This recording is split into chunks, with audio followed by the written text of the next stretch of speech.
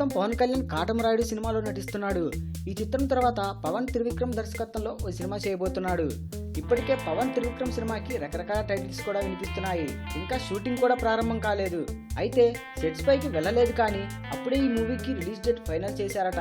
August 11న పవన్ త్రివిక్రమ్ల movie release చేసేలా ప్లాన్ చేస్తున్నట్లు చెబుతున్నారు.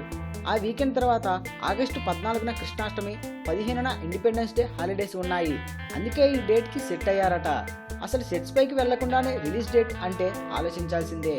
నిజానికి ఫిబ్రవరి మొదటి వారానికే త్రివిక్రమ్ మూవీ షూటింగ్ ప్రారంభం కావాల్సి ఉంది. కానీ కాటమరాయుడు ఫినిష్ అయ్యేసరికి ఫిబ్రవరి పూర్తయిపోతుందట. అంటే మార్చి మొదటి వారంలో కానీ త్రివిక్రమ్ సినిమాని పవన్ ప్రారంభించే పరిస్థితి లేదు.